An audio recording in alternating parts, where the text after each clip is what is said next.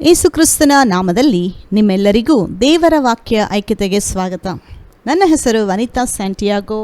ಕರ್ತನು ಒಳ್ಳೆಯವನು, ಆತನ ಕೃಪೆಯು ಶಾಶ್ವತವಾದದ್ದು. ಮತ್ತೊಂದಾವರ್ತಿ ಒತ್ತಡ ನಿವಾರಿಸುವುದು ಎಂಬ ವಿಷಯದಲ್ಲಿ ಇನ್ನೊಂದು ಸಂದೇಶವನ್ನು ನಿಮ್ಮ ಜೊತೆ ಹಂಚ್ಕೊಳ್ಳೋದಕ್ಕೆ ನನಗೆ ಬಹಳ ಸಂತೋಷ. ಒತ್ತಡ ಅನ್ನೋದು ಇಡೀ ಲೋಕದಲ್ಲೇ ದೊಡ್ಡ ಪ್ರಾಬ್ಲಮ್. ಕೆಲವರು ಅಂದ್ಕೊತಾರೆ ಅದು ಅಷ್ಟು ದೊಡ್ಡ ಪ್ರಾಬ್ಲಮ್ ಅಲ್ಲ ಅಂತ. ಜನ ನೆಗ್ಲೆಕ್ಟ್ ಮಾಡಿ ಬಿಟ್ಟಿದ್ದಾರೆ. ಅದಕ್ಕೆ ಅನೇಕ ತೊಂದರೆಗಳು ಈ ಶಾರೀರದಲ್ಲಿ ಮನುಷ್ಯನಿಗೆ ಕಾಣಿಸ್ಕೊಳ್ತಾ ಇರೋದು. ಒತ್ತಡ ಅನ್ನೋದನ್ನು ನೆಗ್ಲೆಕ್ಟ್ ಮಾಡ್ತಾ ಇದ್ದಾರೆ. ನಾವು ದೇವರ ಮಕ್ಕಳು ಅದನ್ನು ನೆಗ್ಲೆಕ್ಟ್ ಮಾಡಬಾರ್ದು. ದೇವ್ರು ನಮ್ಗೆ ಅದ್ರ ಬಗ್ಗೆ ಎಚ್ಚರಿಕೆಯಾಗಿರಿ, ಹುಷಾರಾಗಿರಿ ಅಂತ ಹೇಳಿ ವಾರ್ನಿಂಗ್ ಕೊಟ್ಟಿದ್ದಾರೆ ಬೈಬಲಲ್ಲಿ. ಅಂದರೆ ಈ ಒತ್ತಡ ಅನ್ನೋದು ನಾವು ಎಷ್ಟು ಒಳಗಡೆ ಬಿಡ್ತೀವೋ ನಮ್ಮ ಮೈಂಡಲ್ಲಿ, ಅಷ್ಟು ಅದು ಶಾರೀರಕ್ಕೆ ಹಾನಿಕರವಾಗಿರುತ್ತೆ. ಒತ್ತಡ ಅಂದಿದ ತಕ್ಷಣ, ಒಂದು ಸರಿ ಬಂದಿದ ತಕ್ಷಣ ಮನುಷ್ಯನಿಗೆ ಹಾನಿಯಾಗುತ್ತೆ ಅಂತ ನಾನು ಹೇಳ್ತಾ ಇಲ್ಲ. ಇದೇ ರೀತಿಯಾಗಿ ಪ್ರತಿದಿನ ಒತ್ತಡನ ಒಳಗಡೆ ಬಿಡ್ತಾ ಇದ್ದರೆ ಅದು ಒಳಗಡೆ ಒಂದು ಪ್ರೆಷರ್ ಬಿಲ್ಡ್ ಆಗ್ತಾ ಇರುತ್ತೆ. ಆ ಪ್ರೆಷರ್ ಬಿಲ್ಡ್ ಆಗುವಾಗ ಅದು ಒಂದು ನೆಗೆಟಿವ್ ಎನರ್ಜಿ ಅಂತ ಹೇಳ್ಬೋದು. ಒತ್ತಡ ಒಂದು ಬಯೋಕೆಮಿಕಲ್ಸ್ ನಮ್ಮ ಶಾರೀರದಲ್ಲಿ ರಿಲೀಸ್ ಆಗುತ್ತೆ, ಒಂದು ನೆಗೆಟಿವ್ ಎನರ್ಜಿ ಒಳಗಡೆ ಬರೋವಾಗ. ಸೊ ನಾನು ಮನುಷ್ಯನ ಶರೀರ ಅಷ್ಟು ಈಸಿಯಾಗಿ ಡ್ಯಾಮೇಜ್ ಆಗುತ್ತೆ, ಅಷ್ಟು ಈಸಿಯಾಗಿ ಸಾವು ಬರುತ್ತೆ ಅಂತ ನಾನು ಹೇಳ್ತಾ ಇಲ್ಲ.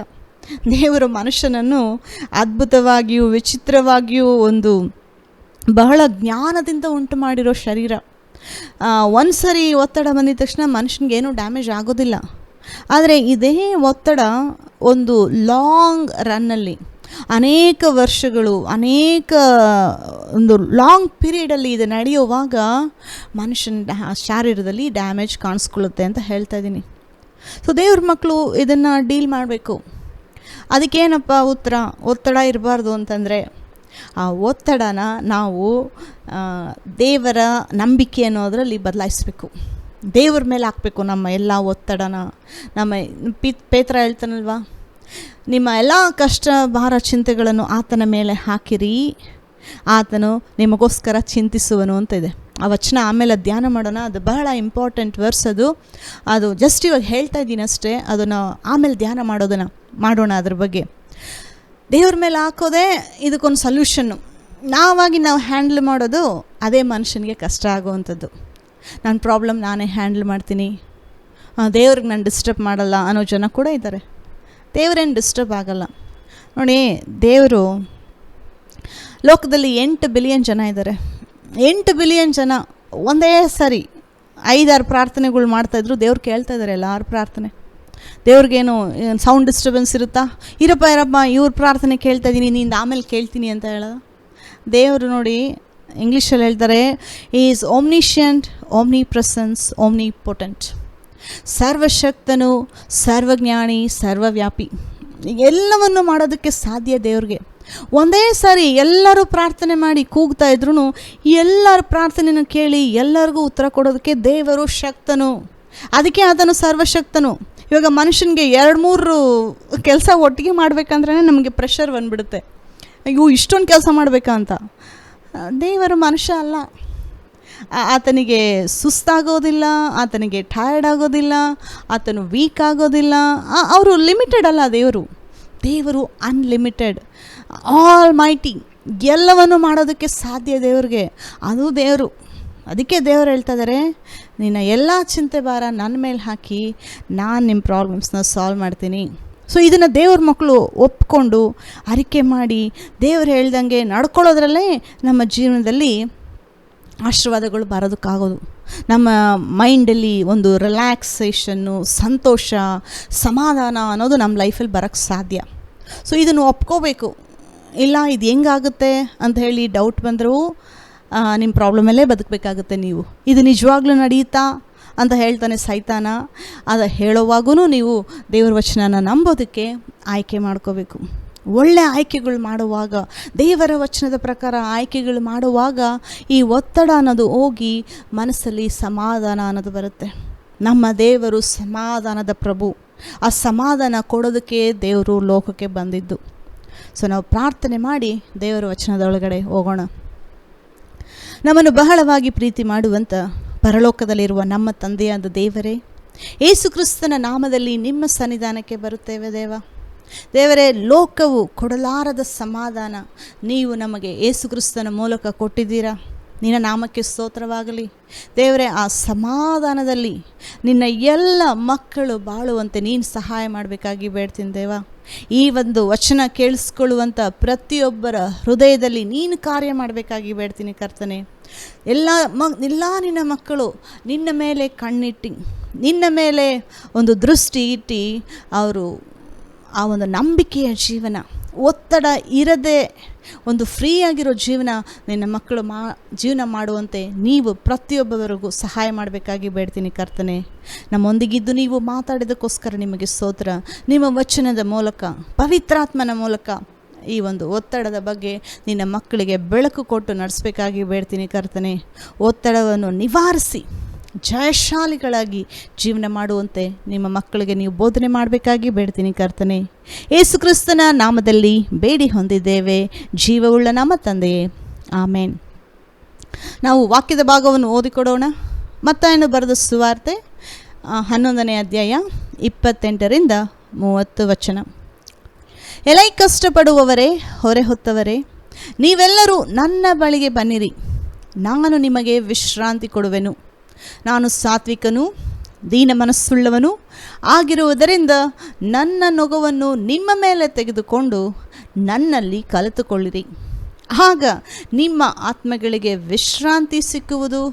ಯಾಕೆಂದರೆ ನನ್ನ ನೊಗವು ಮೃದುವಾದದ್ದು, ನನ್ನ ಹೊರೆಯು ಹೌರವಾದದ್ದು.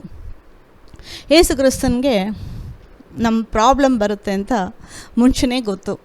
ಮನುಷ್ಯ ಒತ್ತಡ ಅನ್ನೋದರಲ್ಲಿ ಕಷ್ಟಪಡ್ತಾನೆ, ಆ ಪ್ರೆಷರ್ ಅನ್ನೋದರಲ್ಲಿ ಕಷ್ಟಪಡ್ತಾನೆ ಅಂತ ಹೇಳಿ ಯೇಸು ಕ್ರಿಸ್ತನಿಗೆ ಮುಂಚೆನೇ ಗೊತ್ತು.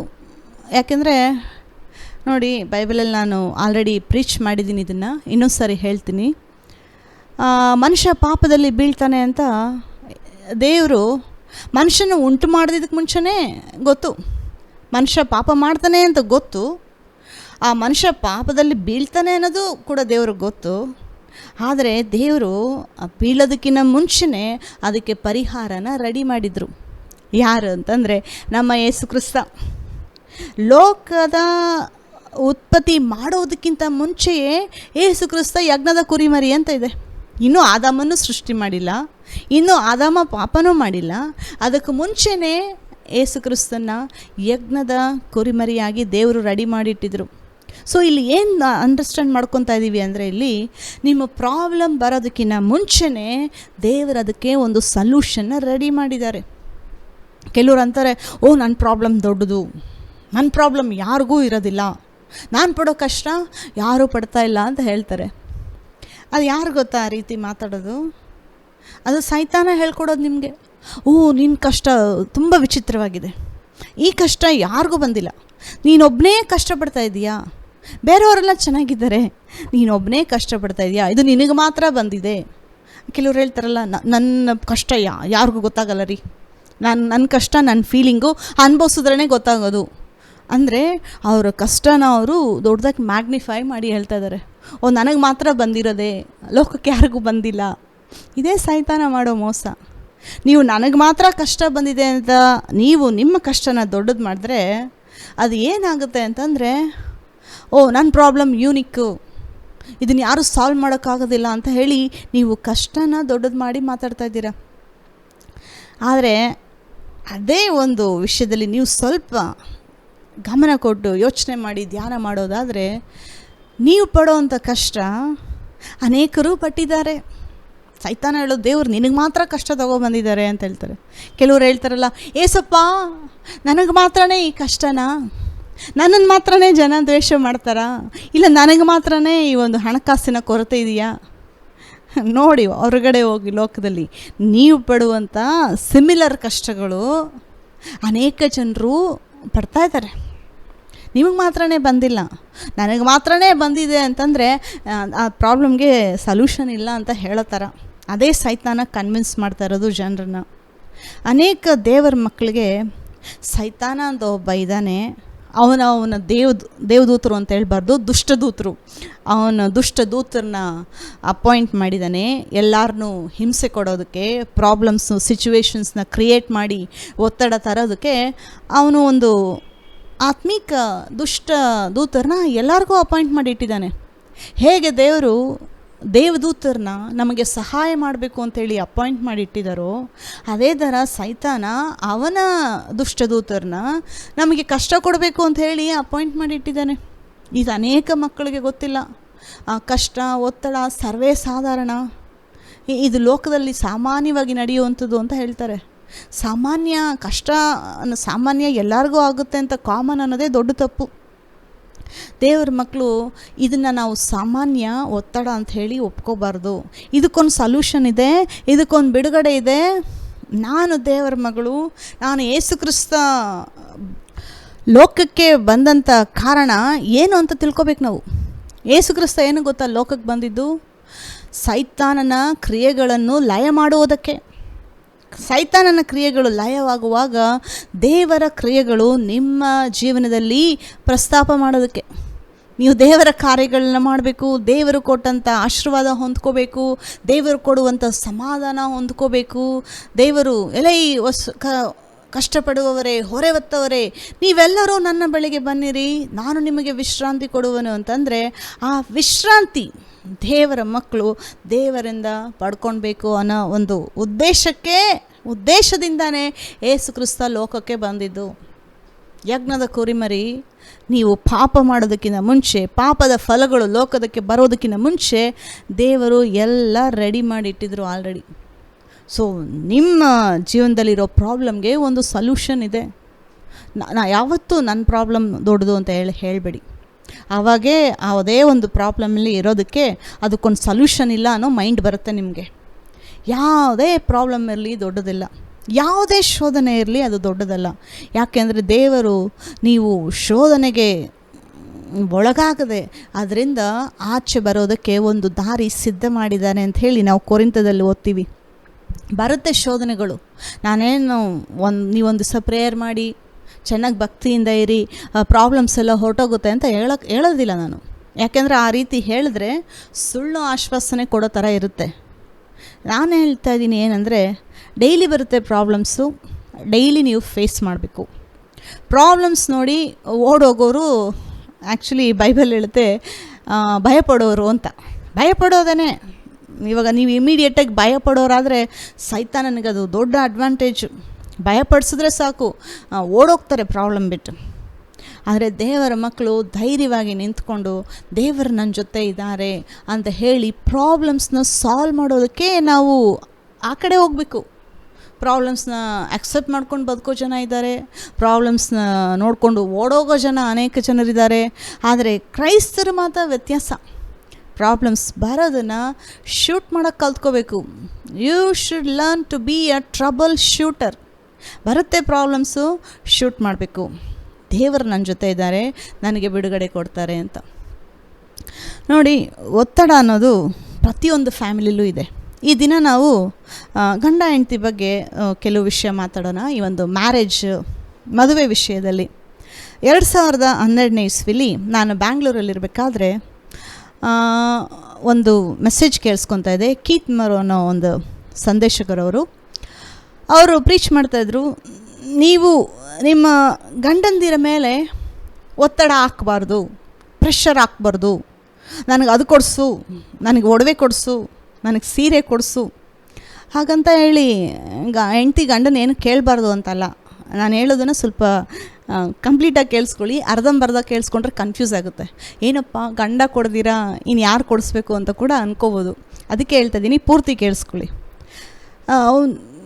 ಗಂಡನ ಮೇಲೆ ಪ್ರೆಷರ್ ಹಾಕ್ಬಾರ್ದು, ಅದು ಕೊಡಿಸು, ಇದು ಕೊಡಿಸು. ಅವ್ರ ಮನೆ ಕಟ್ಟಿದ್ದಾರೆ, ನಾವು ಮನೆ ಕಟ್ಟಬೇಕು.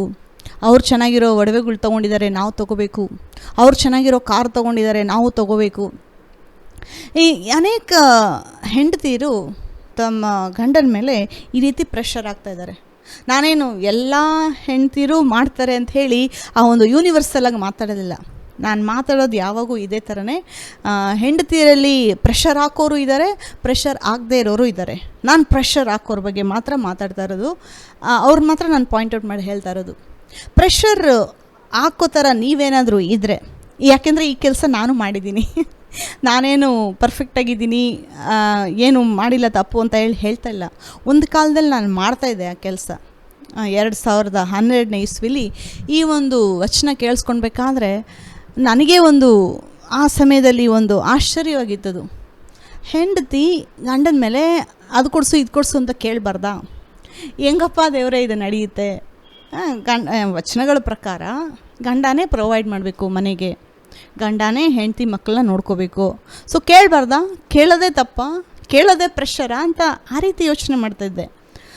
ಆದರೆ ನೋಡಿ, ವಚನಗಳನ್ನ ಅರ್ಧಂಬರ್ಧ ಕೇಳಿ ಇಮಿಡಿಯೇಟಾಗಿ ಡಿಸೈಡ್ ಆಗಬಾರ್ದು, ಹಂಗಂದರೆ ಕೇಳಲೇಬಾರ್ದು ಅಂತ ಅಲ್ಲ ಅರ್ಥ. ಅದು ನಾನು ಏನು ಹೇಳ್ತಾಯಿದ್ದೀನಿ ಅಂತಂದರೆ, ಅವ್ರ ಹತ್ರ ಇಲ್ಲ, ಅವ್ರೇನಿನ್ನ ಆ ರೀತಿ ಅಷ್ಟು ಲೆವೆಲ್ಗೆ ಬಂದಿಲ್ಲ, ಒಂದು ಮನೆ ಕಟ್ಟೋ ಲೆವೆಲ್ಗೆ, ಒಂದು ಕಾರ್ ತೊಗೊಳೋ ಲೆವೆಲ್ಗೆ ಇನ್ನೂ ಬಂದಿಲ್ಲ, ಆದರೆ ಪ್ರಯಾಸ ಪಡ್ತಾಯಿದ್ದಾರೆ. ಆದರೆ ಪ್ರಯಾಸ ಪಡುವಾಗ ಇನ್ನೂ ಸ್ವಲ್ಪ ಕಾರ್ಯಗಳು ಸಫಲ ಆಗ್ತಾಯಿಲ್ಲ, ಡಿಲೇ ಆಗ್ತಾಯಿದೆ. ಈ ರೀತಿ ಇರಬೇಕಾದ್ರೆ ಹೆಂಡತಿ ಹೋಗಿ ಗಂಡನ ಮೇಲೆ ನನಗೆ ಅದು ಕೊಡಿಸು ಇದು ಕೊಡಿಸು ಅಂದರೆ ಎಲ್ಲಿಂದ ತೊಗೊಂಡ್ಬರ್ತಾರೆ ಅವರು? ಕೆಲವ್ರು ಹೇಳ್ತಾರಲ್ಲ, ಏನು ಮರದಲ್ಲಿದೆಯಾ ಹಣ ಹೋಗಿ ಬಿಡಿಸ್ಕೊಂಬಂದು ಕೊಡೋದಕ್ಕೆ, ಇಲ್ಲ ಆಕಾಶದಿಂದ ಉದುರು ಬಿಡುತ್ತಾ, ಎಲ್ಲಿಂದ ತೊಗೊಂಡು ಬರ್ತೀವಿ ಅಂತ. ಈ ರೀತಿ ಗಂಡ ಹೆಂಡತಿ ಮಧ್ಯೆ ಪ್ರಾಬ್ಲಮ್ ಆಗುತ್ತೆ ಪ್ರೆಷರ್ ಹಾಕಿದ್ರೆ. ಒಂದು ವೇಳೆ ಗಂಡನ ಹತ್ರ ಇದ್ದರೆ, ಪಾಕೆಟಲ್ಲಿದ್ದರೆ ಕೊಡಿಸ್ತಾರೆ, ಇಲ್ಲದೇ ಇರೋವಾಗ ಏನು ಮಾಡ್ತೀರಾ? ಆ ಸಮಯದಲ್ಲಿ ಪ್ರೆಷರ್ ಹಾಕಿದ್ರೆ ಏನಾಗುತ್ತೆ ಗೊತ್ತಾ? ಅವ್ರ ಮೇಲೆ ಒತ್ತಡ ಆಗ್ತಾಯಿದ್ದಾರೆ. ದೇವರೆಲ್ಲಾದರೂ ಹೇಳಿದಾರ, ನಿನ್ನ ಗಂಡನ ಕೈಲಿ ಆಗಿಲ್ಲ ಅಂದರೂ ನೀನು ಹೋಗಿ ಪ್ರೆಷರ್ ಹಾಕಿ ಅವ್ರನ್ನ ಪ್ರೆಸ್ ಮಾಡಿ ಕೊಡಿಸ್ಕೋ ತಗೋ ಅಂತ ಹೇಳಿ ಎಲ್ಲಾದರೂ ಹೇಳಿದಾರ ಬೈಬಲಲ್ಲಿ? ಎಲ್ಲೂ ಹೇಳಿಲ್ಲ. ಆ ರೀತಿ ಹೆಂಡತಿ ಗಂಡನಿಗೆ ಮಾಡೋದಾದರೆ 2 ಪ್ರಾಬ್ಲಮ್ಮು ಹೆಂಡತಿಗೆ ಆಗೋದು. 2 ವಿಷಯದಲ್ಲಿ ಹೆಂಡ್ತಿನೇ ಸಫರ್ ಆಗೋದು. ಯಾವುದು ಅಂತಂದರೆ, ಗಂಡನ ಮೇಲೆ ಪ್ರೆಷರ್ ಹಾಕುವಾಗ ನೀವು ಸಮಾಧಾನವಾಗಿರ್ತೀರಾ? ನಿಜವಾಗ್ಲೂ ಇಲ್ಲ. ಮತ್ತು ಇನ್ನೊಂದು ನೀವು ಪ್ರೆಷರ್ ಹಾಕುವಾಗ ಅವ್ರು ಏನು ಮಾಡೋಕ್ಕಾಗ್ತಾಯಿಲ್ಲ ಅಂತಂದರೆ ನಿಮಗಿನ್ನೇನಾಗುತ್ತೆ? ನಿಮಗೂ ಆ ಸಮಯದಲ್ಲಿ ನೀವು ಹೆಚ್ಚಾಗಿ ಯೋಚನೆ ಮಾಡೋಕ್ಕೆ ಸ್ಟಾರ್ಟ್ ಮಾಡ್ತೀರಾ, ಚಿಂತೆ ಮಾಡೋಕ್ಕೆ ಸ್ಟಾರ್ಟ್ ಮಾಡ್ತೀರಾ, ಭವಿಷ್ಯದ ವಿಷಯದಲ್ಲಿ ಭಯ ಆಗುತ್ತೆ. ಅವ್ರಿಗೂ ಪ್ರೆಷರ್ ಆಗ್ತಾಯಿದೆ, ನಿಮಗೂ ಪ್ರೆಷರ್ ಆಗ್ತಾಯಿದೆ ಅಲ್ವಾ? ಇದು ನಾನು ನನ್ನ ಜೀವನದಲ್ಲಿ ಅದು ಅನುಭವಿಸಿದ್ದೀನಿ. ಅನೇಕ ಸಾರಿ ಈ ತಪ್ಪನ್ನು ಮಾಡಿದ್ದೀನಿ, ಗೊತ್ತಿದ್ದು ಕೂಡ ಮಾಡಿದ್ದೀನಿ. ನಾನು ಪರ್ಫೆಕ್ಟಾಗಿದ್ದೀನಿ ಅಂತ ಹೇಳ್ತಾ ಇಲ್ಲ, ಗೊತ್ತಿದ್ದು ಕೂಡ ಮಾಡಿದ್ದೀನಿ, ಗೊತ್ತಿದ್ದು ಕೂಡ ಮಾಡಾದಮೇಲೆ ಅದಕ್ಕೆ ಅನುಭವಿಸು ಕೂಡ ಇದ್ದೀನಿ. ಅದಕ್ಕೆ ನಾನು ಹೇಳ್ತಾ ಇರೋದು. ಆದರೆ ದೇವರು ಹೇಳ್ತಾಯಿದ್ರು, ನೀನು ನಿನ್ನ ಗಂಡನ ಮೇಲೆ ಪ್ರೆಷರ್ ಆಗ್ತೀರಾ, ಅವ್ರಿಗೋಸ್ಕರ ನೀನು ನನ್ನ ನಂಬು ಅಂತ ಹೇಳ್ತಾಯಿದ್ರು ದೇವರು. ನಾನು ಆ ಸಮಯದಲ್ಲಿ ಇನ್ನೂ ನಂಬಿಕೆ ಅಷ್ಟು ಸ್ಟ್ರಾಂಗ್ ಆಗಿರಲಿಲ್ಲ. ಅದು ಹೆಂಗಾಗುತ್ತೆ ಅಂತ ಹೇಳ್ತಾಯಿದ್ದೆ. ಅದು ಹೆಂಗಾಗುತ್ತೆ ಅನ್ನೋವರೆಗೂ ನಾನು ಪ್ರಾಬ್ಲಮ್ಮಲ್ಲೇ ಇದ್ದೆ. ಅದು ಹೆಂಗಾಗುತ್ತೆ ಅನ್ನೋವರೆಗೂ ಭಯದಲ್ಲೇ ಜೀವನ ಮಾಡ್ತಾಯಿದ್ದೆ. ಅದು ಹೆಂಗಾಗುತ್ತೆ ಅಂತ ಹೇಳಿ ನಾನು ಕ್ವಶನ್ ಕೇಳೋವರೆಗೂ ದೇವ್ರ ವಚನನ ಅದೇ ಚಿಂತೆ, ಅದೇ ಪ್ರಾಬ್ಲಮ್ಮು, ಅದೇ ಸಿಚುವೇಶನ್, ಬದಲಾವಣೆಗಳೇ ಇಲ್ಲ. ನಿಮ್ಮ ಜೀವನದಲ್ಲಿ ಬದಲಾವಣೆಗಳು ಬೇಕು ಅಂತಂದರೆ ದೇವರು ಹೇಳೋದನ್ನು ನೀವು ಒಪ್ಕೊಂಡು ನಿಮ್ಮ ಲೈಫಲ್ಲಿ ಅಪ್ಲೈ ಮಾಡೋವಾಗೆ ಬದಲಾವಣೆಗಳಾಗೋದು. ಗಂಡನ ಮೇಲೆ ಪ್ರೆಷರ್ ಹಾಕ್ತೀನಿ ಅಂತಂದರೆ ಹಾಕ್ಕೊಂಡೇ ಇರಿ. ಅವ್ರು ಕೊಟ್ಟಿಲ್ಲ, ಅದು ಮಾಡೋಕ್ಕಾಗಿಲ್ಲ ಅಂದರೆ ಏನು ಮಾಡ್ತೀರಾ? ಲೈಫ್ ಲಾಂಗ್ ಪ್ರೆಷರ್ ಹಾಕ್ಕೊಂಡಿರ್ತೀರಾ. ಅದು ನಮಗೂ ಹಿಂಸೆ, ನಾವು ಮದುವೆ ಮಾಡ್ಕೊಂಡಿರೋ ಗಂಡನಿಗೂ ಹಿಂಸೆ. ನಾನೇನು ಎಲ್ಲ ಗಂಡಂದಿರು ಪರ್ಫೆಕ್ಟು ಅಂತ ಹೇಳ್ತಲ್ಲ, ಅನೇಕ ಗಂಡಂದಿರು ಹೆಂಡತಿ ಮೇಲೂ ಪ್ರೆಷರ್ ಹಾಕ್ತಾರೆ. ಹೆಂಡತಿ ಮೇಲೆ ಪ್ರೆಷರ್ ಹಾಕೋದು ತಪ್ಪು. 2, ಗಂಡ ಹೆಂಡತಿ ಮೇಲೆ ಪ್ರೆಷರ್ ಹಾಕ್ಬಾರ್ದು, ಹೆಂಡತಿ ಗಂಡನ ಮೇಲೆ ಪ್ರೆಷರ್ ಹಾಕ್ಬಾರ್ದು. ಕೆಲವರು ಹೆಂಡತಿಯಿಂದ ತುಂಬ ಅಪೇಕ್ಷೆ ಪಡ್ತಾರೆ. ಅಪೇಕ್ಷೆಗೆ ಒಂದು ಮೀರಿದ ಅಪೇಕ್ಷೆಗಳು ಇರೋವಾಗ ಹೆಂಡತಿ ಬಗ್ಗೆ ಅವ್ರ ಕೈಲಾಗಷ್ಟೇ ನಿಮಗೂ ಮಾಡೋಕ್ಕಾಗೋದು. ಹೆಚ್ಚಾಗಿ ಕೇಳಿದ್ರೆ ಅವರಿಂದ ಎಲ್ಲಿ ತೊಗೊಂಡು ಬರೋಕ್ಕಾಗುತ್ತೆ ಅಲ್ವಾ? ಒಂಥರ ಹೆಂಡ್ತಿನ ಸೂಪರ್ ಹೆಂಡ್ತಿಯಾಗಿರಬೇಕು, ನನ್ನ ಗಂಡ ಸೂಪರ್ ಗಂಡನಾಗಿರಬೇಕು. ಇಂಗ್ಲೀಷಲ್ಲಿ ಹೇಳ್ತಾರೆ, I want to marry mister perfect ಅಂತ ಕೆಲವರು ಅಂದ್ಕೊಳ್ಳೋದು. ಇನ್ನೊಂದು ಗಂಡ ಅಂದ್ಕೊತಾನೆ, I want to marry beautiful girl in the world, miss wonderful. ಈ ರೀತಿಯಾದ ಅಪೇಕ್ಷೆಗಳಿಟ್ಟರೆ ಇವೆಲ್ಲ ಈ ಒಂದು ಮೂವಿ ಸಿನಿಮಾಗಳಲ್ಲಿ ನಡೆಯೋದು. ಅವೆಲ್ಲ ನಾಟಕಗಳು, ಅವು ಯಾವುದು ರಿಯಲ್ ಅಲ್ಲ. ಅವ್ರು ರಿಯಲ್ ಲೈಫ್ ನೋಡಬೇಕಾದ್ರೆ ಇನ್ನೂ ಭಯಂಕರವಾಗಿರುತ್ತೆ. ನಮ್ಮ ಲೈಫೇ ಬೆಟ್ರು ಅನ್ಕೋಬೋದು. ಆದರೆ ಈ ರೀತಿ ಪ್ರೆಷರ್ ಹಾಕುವಾಗ ಗಂಡ ಹೆಂಡ್ತಿ ಮೇಲೆ, ಹೆಂಡ್ತಿ ಗಂಡನ ಮೇಲೆ ಪ್ರೆಷರ್ ಹಾಕುವಾಗ ಆ ಒಂದು ಕುಟುಂಬದಲ್ಲಿ ಸಮಾಧಾನ ಇರೋದಿಲ್ಲ. ಆದರೆ ಇದಕ್ಕೊಂದು ಸೊಲ್ಯೂಷನ್ ಇದೆ. ಇದೇ ರೀತಿ ಲೈಫಲ್ಲಿ ಗಂಡ ಹೆಂಡ್ತಿ ಮೇಲೆ, ಹೆಂಡ್ತಿ ಗಂಡದ ಮೇಲೆ ಹಾಕ್ಕೊಂಡು ಹೋಗ್ತಾಯಿದ್ರೆ ಆ ಒಂದು ಕುಟುಂಬ, ಆ ಒಂದು ಮದುವೆ ಜಾಸ್ತಿ ದಿವಸ ನಿಂತ್ಕೊಳ್ಳೋದಿಲ್ಲ. ಆವಾಗೆ ನೀನಂದರೆ ನನಗಾಗಲ್ಲ, ನಾನಂದರೆ ನಿನಗಾಗಲ್ಲ, ನನಗೂ ನಿನಗೂ ಸೆಟ್ ಆಗಲ್ಲ ಅಂತ ಹೇಳಿ ಜನ ಡೈವರ್ಸ್ವರೆಗೂ ಬರ್ತಾ ಇರೋದು.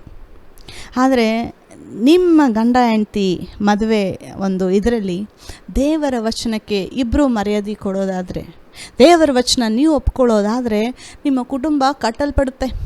ದೇವರ ವಚನ ನಿಮ್ಮ ಕುಟುಂಬ ಕಟ್ಟುತ್ತೆ. ಗೊತ್ತಾ ನಿಮಗೆ?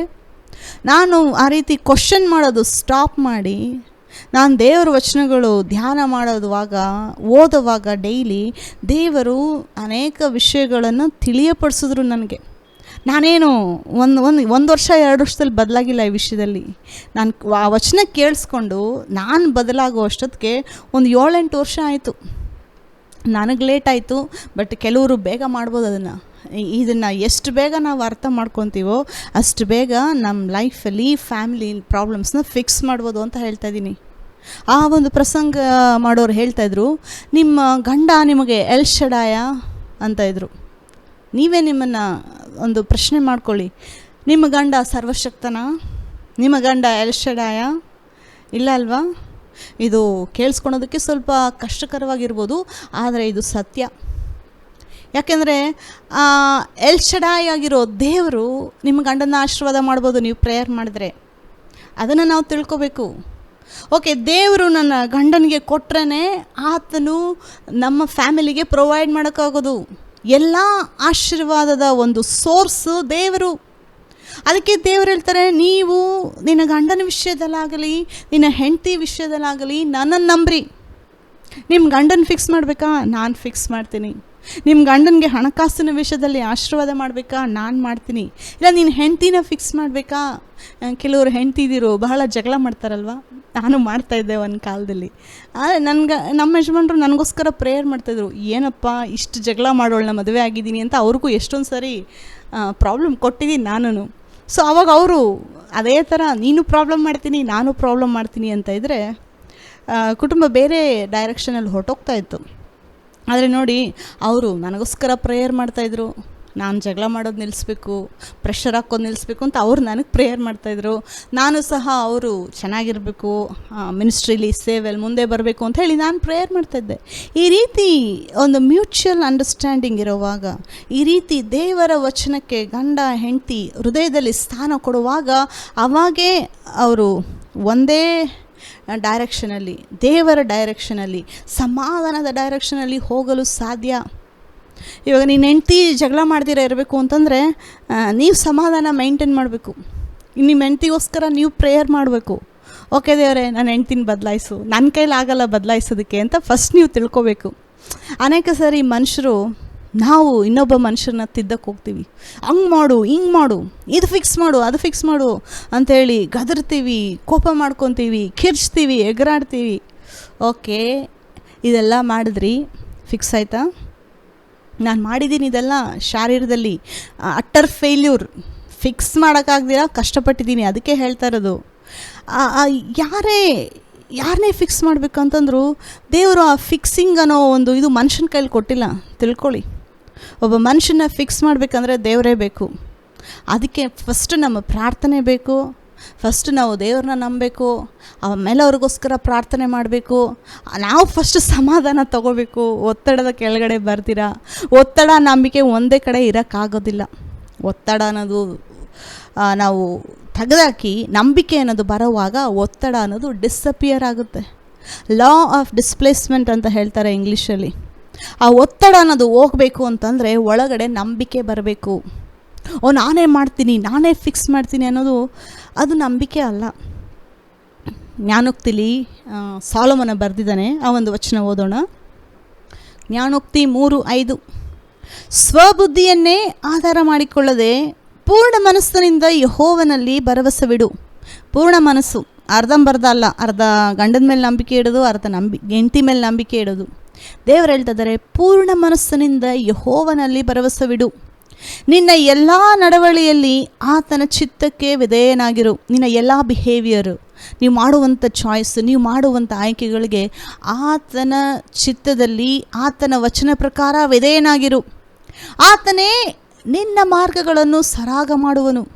ನಿಮ್ಮ ಮಾರ್ಗಗಳ ಮಧ್ಯೆ ಮುಂದೆ ಹೋಗಬೇಕು ಅಂದ್ಕೊತೀರ, ಯಾವುದೋ ಒಂದು ಅಡೆತಡೆ ಅಡ್ಡ ಬರ್ತಾ ಇದೆ, ಅವೆಲ್ಲ ಕ್ಲಿಯರ್ ಆಗಬೇಕು ಅಂತಂದರೆ ದೇವ್ರು ಹೇಳ್ತಾ ಇದ್ದಾರೆ, ನನ್ನ ವಚನಗಳನ್ನ ನೀವು ಮ್ಯಾಗ್ನಿಫೈ ಮಾಡಬೇಕು, ನನ್ನ ವಚನಕ್ಕೆ ನೀವು ವಿಧೇಯರಾಗಬೇಕು.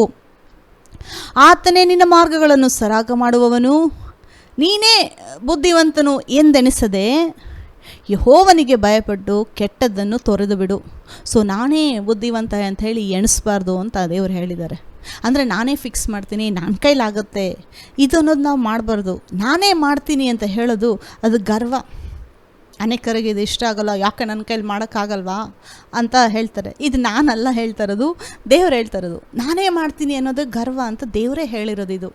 ಆದರೆ ದೇವರು ನನಗೆ ಮಾಡ್ತಾರೆ, ದೇವರು ನನಗೆ ಸಹಾಯ ಮಾಡ್ತಾನೆ ಅನ್ನೋದೇ ದೇವ್ರ ಹತ್ರ ತಗ್ಗಿಸ್ಕೊಳ್ಳೋದು. ದೇವರು ಇನ್ನೊಬ್ಬರು ಹತ್ರ ತಗ್ಗಿಸ್ಕೊಳ್ಬೇಕು, ನೀವು ಅವ್ರ ಡೋರ್ ಮ್ಯಾಟ್ ಆಗಿರಬೇಕು, ಅವ್ರು ನಿಮ್ಮ ಮೇಲೆ ನಡಿಬೇಕು, ನಿಮ್ಮ ಮೇಲೆ ಬಾಸ್ ಮಾಡಬೇಕು ಅಂತ ದೇವ್ರು ಹೇಳ್ತಾ ಇಲ್ಲ. ದೇವ್ರು ಹೇಳ್ತಾ ಇರೋದು ನನಗೆ ತಗ್ಗಿಸ್ಕೊಳ್ಳಿರಿ. ದೇವ್ರು ಹೇಳ್ತಾ ಇರೋದು ತನ್ನ ಬಲವಾದ ಹಸ್ತದ ಕೆಳಗಡೆ ನೀವು ತಗ್ಗಿಸ್ಕೊಳ್ಳಿ ಅಂತ. ತಗ್ಗಿಸ್ಕೊಳ್ಳೋದು ಅಂತಂದರೆ ದೇವ್ರು ನಿಮ್ಮನ್ನು ಕೆಳಗಾಕಿ ಮಾತಾಡೋದಿಲ್ಲ. ಓ ನೀನು ಇಷ್ಟು ದಿವಸ ಕಷ್ಟಪಟ್ಟೆ, ನನ್ನ ಹತ್ರ ಬರ್ತೀಯ ಅಂತ ನನಗೆ ಗೊತ್ತಿತ್ತು, ಬಾ ನೀನು ಅಂತ ಹೇಳಿ ಆ ರೀತಿ ಅಪೇಕ್ಷೆ ಪಡೋದು ದೇವರಲ್ಲ ನಮ್ಮ ದೇವರು. ದೇವ್ರು ನೋಡಿ ನನಗೊಂದು ಸಹಾಯ ಮಾಡಿ ಅಂತ ಹೇಳಿ ಬರೋವಾಗ ದೇವ್ರಿಗದು ಇಷ್ಟ. ಓಕೆ, ನನ್ನ ಮಗ ನನ್ನ ಹತ್ರ ಬಂದ, ನಾನು ಸಹಾಯ ಮಾಡ್ತೀನಿ ಅಂತ ಹೇಳಿ ಕಾತುರದಿಂದ ನಿಮ್ಮ ಪ್ರಾಬ್ಲಮ್ನ ಸಾಲ್ವ್ ಮಾಡೋದಕ್ಕೆ ಕಾಯ್ತಾ ಇರೋ ದೇವರು ನಮ್ಮ ದೇವರು. ನನ್ನನ್ನು ಹುಡುಕ್ಲಿ, ನನ್ನನ್ನು ನೋಡಲಿ, ನನ್ನ ಕಡೆಗೆ ಅವರು ಕೈ ಚಾಚಬೇಕು ಅಂತ ಹೇಳಿ ದೇವರು ಅಪೇಕ್ಷೆ ಪಡ್ತಾ ಇರೋದು. ನೋಡಿ, ದೇವರು ಸೈತಾನನ ಥರ ಅಲ್ಲ. ಸೈತಾನ ನಿಮ್ಗೆ ಇಷ್ಟ ಇದೆಯೋ ಇಲ್ವೋ ಎಂಟ್ರಿ ಬಂದು ನಿಮ್ಮ ಲೈಫ್ನ ಹಾಳು ಮಾಡೋದಕ್ಕೆ ಬರೋದು. ನಿಮ್ಗೆ ಅವನಂದರೆ ಇಷ್ಟ ಇಲ್ಲ ಅಂದರೂ ಬರ್ತಾನೆ ಅವನು. ನೀವು ಉಗಿದು ಉಪ್ಪಾಕ್ರಿ ಮತ್ತೆ ಬರ್ತಾನೆ ಅವನು. ಆ ರೀತಿ ಅವನು ಅವಮಾನ ಹೊಂದ್ರೂ ಅವನಿಗೆ ಬದಲಾವಣೆಗಳಿಲ್ಲದೆ ಇರೋ ಒಂದು ಅಂಥವನು ಸೈತಾನ. ಆದರೆ ನಮ್ಮ ದೇವ್ರು ಹೆಂಗೆ ಗೊತ್ತಾ, ನೀವು ಕರೀತೀರಾ, ನೀವು ಹೆಲ್ಪ್ ಕೇಳ್ತೀರಾ, ದೇವ್ರು ಮಾಡೋದಿಲ್ಲ. ಯಾಕೆಂದರೆ ದೇವರು ವಚನದಲ್ಲಿ ಬರೆದಿರೋ ಪ್ರಕಾರನೇ ನಡ್ಕೊಳ್ಳೋದು. ನೀವು ಕೇಳಿರಿ ನಿಮಗೆ ಕೊಡಲ್ಪಡುವುದು ಅಂತಂದರೆ ಆ ಕೊಡಲ್ಪಡಬೇಕಾದ್ರೆ ನೀವು ಕೇಳಬೇಕು. ನಾನು ಕೇಳ್ತೀನೋ ಇಲ್ವೋ ನನ್ನ ಪ್ರಾಬ್ಲಮ್ ದೇವ್ರಿಗೆ ಗೊತ್ತು, ನಾನು ಕೇಳಿಲ್ಲ ಅಂದರೂ ಕೊಡ್ತಾನೆ ಅಂತ ಹೇಳಿ ಮೋಸ ಹೋಗಬೇಡ್ರಿ. ಆದರೆ ಕೇಳಿದ್ರೆ ಮಾತ್ರ ಡೆಫಿನೆಟಾಗಿ ದೇವ್ರು ಕೊಡ್ತಾರೆ. ಅದೇ ದೇವರು ತನ್ನ ಮಕ್ಕಳಿಂದ ಅಪೇಕ್ಷೆ ಪಡ್ತಾ ಇರೋದು. ಗಂಡನ ಮೇಲೆ ಪ್ರೆಷರ್ ಹಾಕೋದ್ರಿಂದ, ಹೆಂಡತಿ ಮೇಲೆ ಪ್ರೆಷರ್ ಹಾಕೋದ್ರಿಂದ ಯಾವ ಪ್ರಾಬ್ಲಮ್ಮು ಸಾಲ್ವ್ ಆಗೋದಿಲ್ಲ. ಗಂಡ ಹೆಂಡತಿ ಇಬ್ಬರು ದೇವ್ರ ವಚನಕ್ಕೆ ತಗ್ಗಿಸ್ಕೊಂಡು ದೇವರು ಹೇಳಿದ್ದೇ ಫೈನಲ್ಲು ಅಂತ ಹೇಳಿ ಡಿಸೈಡ್ ಆಗೋವಾಗೇ ಅವರಿಬ್ಬರ ಮಧ್ಯೆ ಪ್ರಾಬ್ಲಮ್ ಸಾಲ್ವ್ ಆಗೋದು. ಇಲ್ಲ ನಾನು ಹೆಚ್ಚು ನೀನು ಹೆಚ್ಚು ಅನ್ನೋರು ಅನೇಕ ಜನ ಇದ್ದಾರೆ. ಕೆಲವರು ಅಂತಾರೆ ಗಂಡ ಹೆಚ್ಚು ಹೆಂಡತಿ ಹೆಚ್ಚು. ಈ ಕುಟುಂಬದಲ್ಲಿ ಇಬ್ಬರು ಇಂಪಾರ್ಟೆಂಟು. ಕೆಲವು ರೋಲ್ಸು ಹಸ್ಬೆಂಡ್ ಮಾಡಬೇಕು, ಕೆಲವು ರೋಲ್ಸು ಹೆಂಡತಿ ಮಾಡಬೇಕು. ಇವರಿಬ್ಬರು ಅಡ್ಜಸ್ಟ್ ಮಾಡ್ಕೊಂಡು ಹೋಗ್ಬೇಕಾದ್ರೇ ಇಬ್ಬರೂ ದೇವರ ಕೆಳಗಡೆ ತಗ್ಗಿಸ್ಕೊಳ್ಳೋವಾಗೇ ಕುಟುಂಬದಲ್ಲಿ ಸಮಾಧಾನ ಇರೋದು. ನಾನು ಅನ್ನೋದರಲ್ಲಿ ಸೈತಾನ ಪ್ರೆಸೆಂಟ್ ಆಗಿದ್ದಾನೆ. ಇಲ್ಲಿ ನೋಡಿ, ಆ ಒಂದು ಕುಟುಂಬ ದೇವರನ್ನು ಭಯಪಟ್ಟು ನಡೆಯೋ ಕುಟುಂಬ, ದೇವರ ಪ್ರಸನ್ನತೆ, ದೇವರ ವಚನಕ್ಕೆ ಮರ್ಯಾದೆ, ದೇವರ ವಚನಕ್ಕೆ ಒಂದು ಘನಪಡಿಸೋ ಕುಟುಂಬ ಸಮಾಧಾನದ ಕುಟುಂಬ. ನಾವು ಅನೇಕ ಕುಟುಂಬಗಳಿಗೆ ಹೋಗಬೇಕಾದ್ರೆ ಯೇಸು ಕ್ರಿಸ್ತ ಈ ಒಂದು ಮನೆಯ ಹೆಡ್ ಅಂತ ಬರೆದಿರ್ತಾರೆ. Jesus Christ is the head of this family ಅಂತ. ಅಲ್ಲಿ ಒಳಗಡೆ ಹೋಗಿ ನೋಡಬೇಕಾದ್ರೆ ಜಗಳಗಳಿರುತ್ತೆ, ಮನಸ್ತಾಪಗಳಿರುತ್ತೆ. ಯೇಸು ಕ್ರಿಸ್ತ ಹೆಡ್ಡಾಗಿದ್ದರೆ ಜಗಳಗಳು ಮನಸ್ತಾಪಗಳು ಇರೋದಿಲ್ಲ. ಯಾಕೆ ಒಬ್ಬರು ಬೇಸರವಾಗಿರ್ತಾರೆ, ಕೋಪ ಮಾಡ್ತಾರೆ ಅಂತಂದರೆ ನಾನು ಕರೆಕ್ಟು ಅನ್ನೋವಾಗೇ ಅಲ್ಲಿ ಮನಸ್ತಾಪಗಳು, ತೊಂದರೆಗಳು, ಪ್ರೆಷರು, ಈ ಪ್ರಾಬ್ಲಮ್ಗಳೆಲ್ಲ ಬರೋದು. ಆದರೆ ಅದೇ ಮನೆಯಲ್ಲಿ ಅವರು ಬೋರ್ಡ್ ಮೇಲೆ ಬರೆದಿರೋ ಥರ ಯೇಸು ಕ್ರಿಸ್ತ ಹೆಡ್ಡಾಗಿದ್ದಾರೆ ಅಂತಂದರೆ ಯೇಸು ಕ್ರಿಸ್ತ ಹೇಳೋದು ಇಬ್ಬರು ವಿಧೇಯರಾಗುವಾಗ ಆ ಒಂದು ಮನೆಯಲ್ಲೇ ಸಮಾಧಾನ ಇರುತ್ತೆ. ಸಮಾಧಾನ ಇರೋ ಮನೆಯಲ್ಲೇ ಯೇಸು ಕ್ರಿಸ್ತ ಹೆಡ್ಡು. ಇಲ್ಲ ಅಂತಂದರೆ ದೇವರೊಂದು ಹೇಳಿದ್ದಾರೆ, ನಾನು ಒಂದು ಮಾಡ್ತೀನಿ ಅಂತಂದರೆ ಆ ಕುಟುಂಬದಲ್ಲಿ ಯೇಸು ಕ್ರಿಸ್ತ ಹೆಡ್ಡಾಗಿರೋದಕ್ಕೆ ಸಾಧ್ಯವಿಲ್ಲ. ನೀವು ನಿಮ್ಮ ದಾರಿಲಿ ಹೋಗಬೇಕು ಅಂತ ನೋಡ್ತಾ ಇದ್ದೀರಾ, ನಿಮಗಿಷ್ಟ ಆಗೋದನ್ನು ಮಾಡಬೇಕು ಅಂದ್ಕೊತಾ ಇದ್ದೀರಾ. ದೇವರಿಗೆ ಇಷ್ಟ ಆಗೋದು, ದೇವರು ಹೇಳೋದನ್ನು ಮಾಡಿ, ದೇವ್ರು ನಿಮ್ಮ ಲೈಫ್ನ ಏನು ಬೇಕೋ ಫಿಕ್ಸ್ ಮಾಡ್ತಾರೆ ಎಲ್ಲ. ನೋಡಿ, ಯಾವ ಪ್ರಾಬ್ಲಮ್ಮು ದೇವರಿಗೆ ದೊಡ್ಡದಲ್ಲ, ಯಾವ ಪ್ರಾಬ್ಲಮ್ಮು ದೇವ್ರು ಫಿಕ್ಸ್ ಮಾಡದಿರೋ ಪ್ರಾಬ್ಲಮ್ ಯಾವುದೂ ಇಲ್ಲ. ನಿಮಗೆ ಯಾವುದೇ ಒಂದು ಪ್ರಾಬ್ಲಮ್ಮು ಒತ್ತಡ ತರೋದಾಗಲಿ ಅದನ್ನು ನೀವು ಮೈಂಡಲ್ಲಿ ಹಾಕ್ಕೊಂಡು ಯೋಚನೆ ಮಾಡ್ದಿರ, ದೇವರೇ ಇದನ್ನು ನಾನು ನಿನ್ನ ಕೈಲಿ ಕೊಡ್ತೀನಿ, ಯಾಕೆ ದೇವರೇ ನಾನು ನಿನ್ನ ಕೈಲಿ ಕೊಡ್ತೀನಿ ಅನ್ನೋವಾಗ ದೇವರು ಅದನ್ನು ತಗೊತಾರೆ ಅಂತ ಹೇಳಿ ನಂಬಬೇಕು. ಇವಾಗ ಪೇತ್ರ ಹೇಳ್ತಾರಲ್ವ, ಆ ಒಂದು ವಚನ ಓದೋಣ. 1 ಪೇತ್ರ 5ನೇ ಅಧ್ಯಾಯ 6ನೇ ವಚನ. ಹೀಗಿರುವುದರಿಂದ ದೇವರ ತ್ರಾಣವುಳ್ಳ ಹಸ್ತದ ಕೆಳಗೆ ನಿಮ್ಮನ್ನು ತಗ್ಗಿಸಿಕೊಳ್ಳಿರಿ, ಆಗ ತಕ್ಕ ಕಾಲದಲ್ಲಿ ನಿಮ್ಮನ್ನು ಮೇಲಕ್ಕೆ ತರುವನು. ಇದಾದಮೇಲೆ ನೆಕ್ಸ್ಟ್ ವಚನ ಏನಿದೆ ಅಂತಂದರೆ, ನಿಮ್ಮ ಚಿಂತೆಯನ್ನೆಲ್ಲ ಆತನ ಮೇಲೆ ಹಾಕಿರಿ ಅಂತ. ಈ ಒಂದು 7ನೇ ವಚನ ಬರೆಯೋದಕ್ಕಿಂತ ಮುಂಚೆ 6ನೇ ವಚನ ಏನಕ್ಕೆ ಬರೆದಿದ್ದಾರೆ ಇಲ್ಲಿ ಅಂತಂದರೆ, ಅದು ತಗ್ಗಿಸ್ಕೊಳ್ಳೋದ್ರ ಬಗ್ಗೆ ಮಾತಾಡ್ತಾ ಇದೆ. ಒಬ್ಬ ಮನುಷ್ಯ ದೇವರ ವಚನಕ್ಕೆ ತಗ್ಗಿಸ್ಕೊಂಡಿಲ್ಲ ಅಂತಂದರೆ ಚಿಂತೆ ಭಾರ ಆತನ ಮೇಲೆ ಹಾಕೋದಕ್ಕೆ ನಮಗೆ ನಂಬಿಕೆ ಇರೋದಿಲ್ಲ. ಅದಕ್ಕೆ ಹೇಳ್ತಾರದು, ಮೊದಲು ತಗ್ಗಿಸ್ಕೊಳ್ಳಿರಿ. ದೇವರು ಯಾವ ಮನುಷ್ಯನಿಗೂ ನಿಮ್ಮನ್ನು ತಗ್ಗಿಸ್ಕೊಳ್ಳಿ ಅಂತ ಹೇಳ್ತಾ ಇಲ್ಲ. ಅಂದರೆ ಪ್ರೀತಿ ಮಾಡಬೇಕು, ಆ ಮನುಷ್ಯನಿಗೆ ನಮ್ಮ ಕೈಲಿಂದ ಏನಾಗುತ್ತೋ ಆ ಸಹಾಯ ಮಾಡಬೇಕು. ತಗ್ಗಿಸ್ಕೊಳೋದು ಮೊದಲು ನೀವು ದೇವರಿಗೆ ತಗ್ಗಿಸ್ಕೊಂಡ್ರೆ ಮನುಷ್ಯರ ಹತ್ರ ಯಾವ ರೀತಿ ನಡ್ಕೊಳ್ಬೇಕು ಅಂತ ಹೇಳಿ ದೇವ್ರ ಜ್ಞಾನ ಕೊಡ್ತಾರೆ.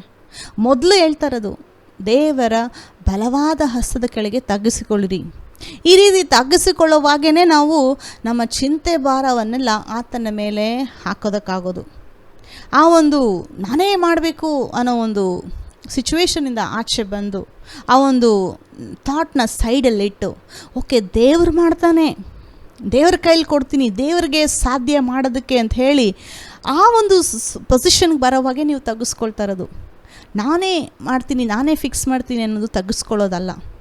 ದೇವರು ಫಿಕ್ಸ್ ಮಾಡ್ತಾನೆ. ದೇವರ ಬಲವಾದ ಹಸ್ತದ ಕೆಳಗೆ ತಗ್ಗಿಸ್ಕೊಂಡು ಈಗ ನನ್ನ ಚಿಂತೆ ಭಾರ ಆತನ ಮೇಲೆ ಹಾಕುತ್ತೀನಿ ಅನ್ನೋವಾಗೇ ಅದು ಮಾಡೋಕ್ಕಾಗೋದು. ತಗ್ಗಿಸ್ಕೊಳೋದಿಲ್ಲ ಅಂತಂದರೆ ಚಿಂತೆ ಭಾರ ದೇವ್ರ ಮೇಲೆ ಹಾಕೋಕ್ಕಾಗೋದಿಲ್ಲ. ಮತ್ತು ಇನ್ನೊಂದು, ದೇವರು ನನ್ನ ಚಿಂತೆ ಭಾರನೆಲ್ಲ ಆತನ ಮೇಲೆ ಹಾಕಿದ್ದೀನಿ, ಈಗ ನನಗೋಸ್ಕರ ಚಿಂತಿಸುವನು ಅಂತ ಇದೆ.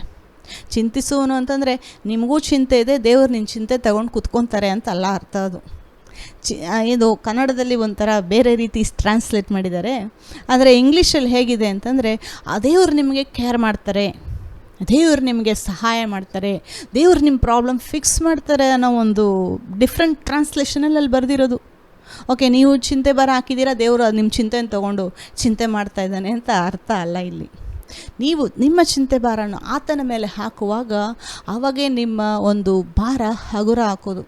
ಅದೇ ಯೇಸು ಕ್ರಿಸ್ತ ಮತ್ತಾಯನು ಬರೆದ ಸುವಾರ್ತೆಯಲ್ಲಿ ಹೇಳಿರೋದು, ಎಲೈ ಹೊರೆ ಹೊತ್ತುವವರೇ, ಕಷ್ಟಪಡುವವರೇ, ನೀವೆಲ್ಲರೂ ನನ್ನ ಬಳಿಗೆ ಬನ್ನಿರಿ, ನಾನು ನಿಮಗೆ ವಿಶ್ರಾಂತಿ ಕೊಡುವೆನು. ಕಷ್ಟ, ಚಿಂತೆ, ಕೊರತೆ ನಮ್ಮ ಕೈಲಿರೋವರೆಗೂ ವಿಶ್ರಾಂತಿ ಇರುತ್ತಾ ನಮಗೆ? ಅಲ್ವಾ? ಆದರೆ ಆ ಒಂದು ಕಷ್ಟ, ಚಿಂತೆ, ಕೊರತೆ ದೇವ್ರ ಹತ್ರ ಕೊಡ್ತೀನಿ ಅನ್ನುವಾಗ ದೇವರು ನಮಗೆ ಅವಾಗೇ ವಿಶ್ರಾಂತಿ ಕೊಡೋದು. ಒಬ್ಬ ನಮಗಿನ್ನ ಬಲವಾದವರು, ನಮಗಿನ್ನ ಸರ್ವಶಕ್ತನು, ನಮ್ಮ ಬಲಕ್ಕಿನ್ನ ದೇವರಿಗೆ ಜಾಸ್ತಿ ಬಲ ಇದೆ. ನಮಗಿರುವಂಥ ಈ ಒಂದು ಅಡ್ವರ್ಸರೀಸು, ಪ್ರಾಬ್ಲಮ್ಸು, ಚಾಲೆಂಜಸ್ಸು ನಮ್ಮ ಶಕ್ತಿಗೆ ಮೀರಿದಾಗಿದೆ. ನಮ್ಮ ಲೈಫಲ್ಲಿ ಇವೆಲ್ಲ ನಾವು ಹ್ಯಾಂಡ್ಲ್ ಮಾಡೋದಕ್ಕೆ ಕಷ್ಟ, ನಮ್ಮ ಕೈಲಿ ಆಗ್ತಾಯಿಲ್ಲ.